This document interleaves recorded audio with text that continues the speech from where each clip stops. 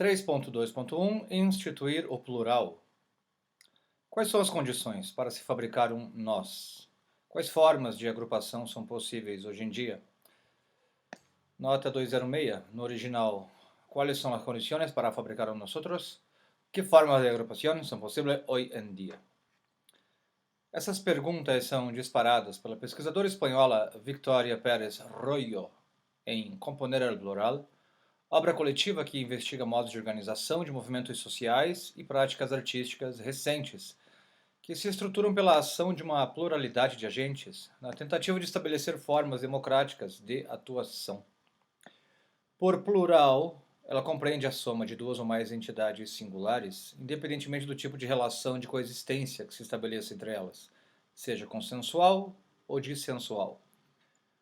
Quanto à ação de compor, eminentemente dramatúrgica, ressalta seu caráter de prática que se processa no tempo. O nós não existe a priori, mas depende de uma tomada de direção a um comum, que pode se decompor e se rearticular em distintos momentos. Isso é importante na medida em que não fixa um nós estável, essencialista ou totalitário, mas composições efêmeras, cujas fronteiras se moldam pelos afetos circundantes. Ciente de que o nós apresenta a dificuldade de pressupor um consenso entre muitas vozes, nota 207. O que coloca em questão a própria escolha pela primeira pessoa do plural em partes da escrita desta tese, feita por carregar a marca subjetiva de responsabilidade e comprometimento de quem escreve, afastando a impressão de que os fenômenos escrevem-se por si mesmos, ao mesmo tempo em que não pretende fixar uma identidade única de enunciação, como poderia ser feito na primeira pessoa do singular. Então, retomando, ciente de que o nós apresenta a dificuldade de pressupor um consenso entre muitas vozes, em uma plateia de teatro, por exemplo, isso demandaria indagar um a um os espectadores sobre suas posições, ou não passaria de uma suposição. José A. Sanches, em um dos artigos da coletânea, defende ser mais possível compor o plural como um fazer junto corporal do que intelectual, como na dança. Nesse caso, as posições estão corporificadas, à vista, conforme podemos encontrar em práticas artísticas como de repente fica tudo preto de gente e batucada. Nos dois trabalhos, os fluxos de corpos desenham espacialmente composições de nós, que por sua contraparte geram eles, seja opondo performers e espectadores, seja unindo corpos dessas duas categorias em uma formação de nós temporária, que se distinga por algum tipo de movimentação, como os que se colocam em atrito e os que permanecem à margem. Ou seja, ainda o nós do conjunto de todos os corpos em convívio naquela situação. Este é o mais interessante, por ser justamente o mais plural. Royo defende a possibilidade e mesmo da necessidade democrática de um exercício de treinamento prático, vital, corporal, político, de configurar um nós. Parágrafo. O nós ao que esse exercício aponta implica ajustes e reajustes, acordos temporários, constatação de diferenças irresolúveis, posições divergentes. Aponta a uma tensão entre a estabilidade e a ordem, entre o acordo e o desacordo, ou, em termos de dança, entre a improvisação e a coreografia, entre o cada um dançar ao seu ritmo e o dançar em uníssono, e presta atenção ao papel do corpo em todo esse processo. Royo, 2016. Nota 208, no original. Entrenamiento práctico, vital, corporal, político de configurar un nosotros. El nosotros al que este ejercicio apunta implica ajustes y reajustes, acuerdos temporales, constatación de diferencias irresolubles, posiciones divergentes. Apunta a una tensión entre la estabilidad y el orden, entre el acuerdo y el desacuerdo, o en términos de danza, entre la improvisación y la coreografía, entre el bailar cada quien a su ritmo y el bailar a unísono, y presta atención al papel del cuerpo em todo esse processo. Ao afirmar o papel central da experiência física, retomando. Encontramos, assim, nessa ação de compor o plural, um reforço ao exercício lúdico de uma ética de coexistência baseada na implicação corporal, como podem ser as dramaturgias conviviais. Royo também contrapõe as posições filosóficas racionalistas, que identificariam o corpo como apolítico por sua suposta irracionalidade e alienação, justificando inclusive o temor às manifestações coletivas com acentuada fisicalidade. Há uma defesa do reconhecimento do exercício político desempenhado pelo corpo ao compor plurais, multidões, massas, etc., como base necessária ao processo de convivência democrática. Novo parágrafo. Se partimos, então, de que o corpo é uma constante que atravessa práticas políticas, sociais, coreográficas, dançadas, cotidianas, artísticas ou estéticas, entre outras, a dança, o exercício ou certas práticas corporais não são, então, espaços fora do político, distantes da ágora, mas ocasiões para reforçar os laços sociais ou, pelo contrário, reformar, conformar e reinventar os modos de estar juntos. Nota 209. No original, si partimos entonces de que el cuerpo es una constante que atraviesa prácticas políticas, sociales, coreográficas, dancísticas, cotidianas, artísticas o estéticas, entre otras, la danza, el ejercicio o ciertas prácticas corporales no son entonces espacios fuera de lo político, lejos de la ágora, sino ocasiones para reforzar los lazos sociales o, por el contrario, para reformar, conformar y reinventar los modos de estar juntos. Royo, 2016. Ao afirmar o papel central da experiência física na agência social, a autora defende a possibilidade de aprendizado de corporeidades que se relacionem com os outros e compreendam as situações sociais de modos favoráveis ao projeto democrático. Ela demarca que não se refere a um treinamento disciplinar, tampouco homogeneizante, mas que enfrente os conflitos entre as distintas corporeidades que compartilhem uma situação por afinidade ou hostilidade. Essas ponderações são cruciais, pois o treinamento facilmente poderia ser concebido mais como adestramento do que exercício, prática. Esse risco deve sempre permanecer em mente de qualquer artista que se trabalhe na composição de um nós, para que não se converta em mais uma prática autoritária. Do ponto de vista do espectador, então, o exercício corporal de compor um nós coloca em questão a aprendizagem cultural e social da construção dos modos de o corpo estar presente, mover-se e relacionar-se com outros corpos que configuram suas coreografias sociais em todas as atividades que desempenha, sob a ação dos afetos políticos que moldam sua superfície corporal e o espaço entre o seu corpo e os outros. Se o modo como nos movemos é resultado da prática social, sua transformação exige outra prática que a experiência estética pode interpor. Nesse sentido, se considerarmos as fisicalidades e afetos produzidos nas práticas cênicas analisadas, podemos destacar a abertura sensória à percepção do vínculo temporal entre os corpos promovida em A Festa, configurando uma sincronia na ação da passagem dos pratos que altera a própria sensação de presença corpórea e, a partir dela, a de movimento, dentro da estruturação circular de um nós plural ligado basicamente por esse comum que é o estar vivo e ser mortal. Na obra O Espelho, o que se afeta é o corpo urbano, cuja superfície está habituada a repelir estranhos por sua aderência à economia do medo. Em um exercício de conversação e nostalgia, que em alguns estratos sociais ainda persiste, mas em outros já desapareceu das práticas sociais, faz-se um resgate de um convívio prosaico, de corpos que se permitem um tempo de ócio, de estar junto, de lembrar. Em Arqueologias do Presente, a Batalha de Maria Antônia, o exercício é de uma abordagem lúdica do político e da memória histórica em coletividade. É colocar o corpo em jogo. Em Os Pálidos,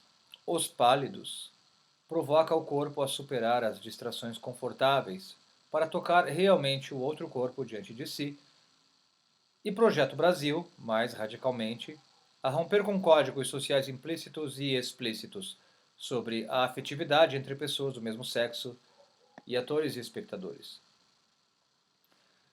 De repente fica tudo preto de gente e batucada. Situam o espectador em uma experiência mais extrema de desconstrução das fronteiras corporais, sob o risco do atrito com o corpo do outro, enfrentando a própria economia do medo do outro corpo invasor. Em distintas modulações, todos convidam a práticas corpóreas de desaprendizagem cultural, do automatismo, da pressa, do isolamento, da alienação política, da heteronormatividade, do pudor, do temor do contato, da inércia do corpo, etc. Compor o plural já em si uma desaprendizagem de modos individualistas de ação. Compor o plural em dissenso, um exercício mais difícil e mais imprescindível em nossos tempos.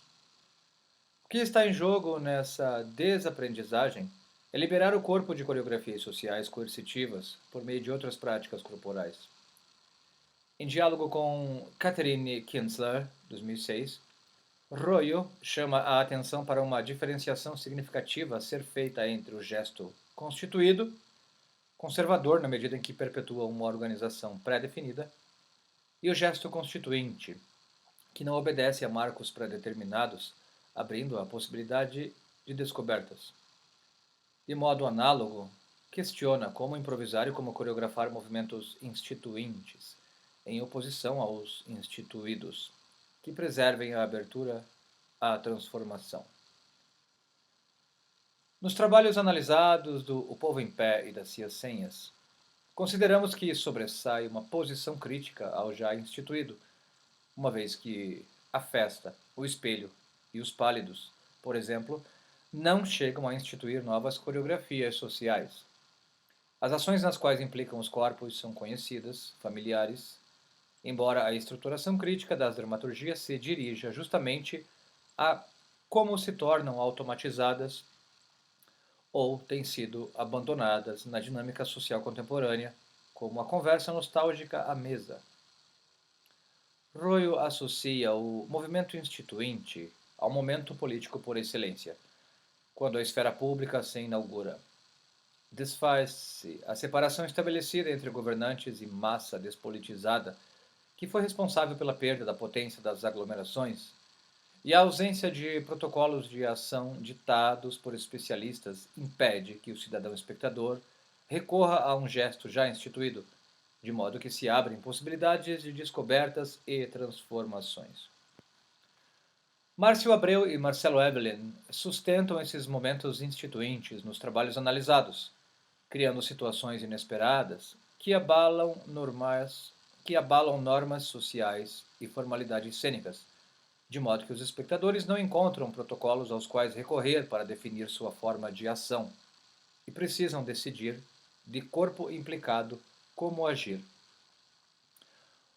O Beijaço propõe uma coreografia social que transforma o regime de afetividades separado por gêneros, rompendo também com a própria interdição à intimidade física entre espectadores e performers.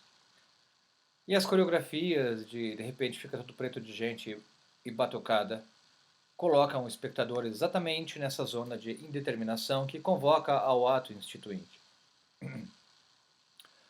Podemos pensar essas estratégias nos termos dos anticrime de Eleonora Fabião, instaurando situações que transgridem normas de controle simbólico-afetivas e apelam à imaginação política do espectador. Ou mesmo nos termos da cumplicidade, a um crime, proposta por Ana Paes. Seja como for, revelam um teor de desobediência civil no exercício estético-político de compor um plural quando este se propõe a alguma radicalidade. É o quinhão de invenção que se abre à expectação, quando posta em crise, sem modelos de conduta desatada das normatividades para experienciar o convívio. Por esse exercício de outras práticas corporais, os espectadores podem tomar parte, cada um em sua singularidade, de um laboratório estético-político de experiências sensíveis e, intersubjetivas de modos de conviver distintos. O convívio teatral, então, não carrega a pretensão de uma restituição de um passado idealizado, senão como valorização da faculdade do teatro de promover ainda um contexto de extrema virtualização das relações, um espaço propício às vivências, de natureza presencial, regido pela dinâmica entre o singular e o plural, ou múltiplo, que constitui o comum, entre o eu e o outro, o um e os muitos. Nota 210. A palavra vivência corresponde ao termo alemão Erlebnis, que significa estar ainda presente na vida quando algo acontece. Originalmente, esse uso implica três estados. 1. Ligação imediata com a vida, o que o diferencia da tradição e da transmissão oral como algo vivenciado por si mesmo, sem mediação ou elaboração. 2. Intensidade que faz do vivenciado algo significativo e transformador, ganhando duração e significabilidade para o todo de um contexto de vida. 3. Impossibilidade de determinar racionalmente o conteúdo da vivência, senão de modo experimental, sensorial, o que lhe concede um caráter estético. Ora, vivenciar se furta a qualquer mediação lógica ou instrumentalização racional. Vicentainer, 2013. Ver, Vicentainer, Jorge Luiz. O conceito de vivência, Erlebnis, em Nietzsche, Gênese, Significado e Recepção. Em Criterion, Revista de Filosofia, 2013. Dito isto sobre vivência, retomamos. O que abarca nuances mais contraditórias da interação humana, como o desencontro, a oposição, a confluência ou o choque. Bom Dia observa que a lógica da experiência produz diferença, heterogeneidade e pluralidade. No contexto de acirramento de posições incompatíveis, como é o Brasil contemporâneo, essa possibilidade de gerar espaços plurais de convívio de singularidades, onde as diferenças não operem por exclusão, parece-nos mais uma vez um trabalho político dos mais importantes. Ao fazer do público interlocutor e agente envolvido na criação dos sentidos, as práticas cênicas retomam a dimensão convivial como zona de autorreflexão e invenção instituinte de encontro ou desencontro, dentro de um projeto democrático de criar um espaço comum de ação e transformação estética. Nesse sentido, as dramaturgias conviviais podem e devem se propor desafios ainda muito mais radicais do que o de compartilhar de uma bebida, uma refeição ou outras estratégias que, se não estiverem articuladas intimamente com a dramaturgia mais ampla, hão de se transformar, e isso tem acontecido em inúmeros trabalhos, em clichês de convívios falaciosos que só reforçam conservadoramente o já instituído, inclusive como estética. A necessidade de mudança social pode ser imposta pelo próprio sistema de produção, que exige a constante renovação das formas e converte em moda passageira aquilo que surgiu como resposta não a um desejo de inovação formal, mas a um deslocamento em relação aos lugares que identificam, capturam e limitam o sentido da atividade artística. Cornago Fernandes Guimarães, 2019. Há muito a ser feito ainda no âmbito da convivialidade e é preciso estar atento para não se tornar agente de conformação dos modos constituídos de coexistência, mas elaborar dramaturgias instituintes que promovam experiências imprevistas, fora das normas, e convoquem o público como sujeito coletivo que reinventa suas práticas e seus modos de estar junto. Ficamos por aqui. Próximo título, A Cena do Dissenso. Curtam o vídeo, se inscrevam no canal, ativando o sininho, compartilhem com seus amigos. Até a próxima. Paz e bem.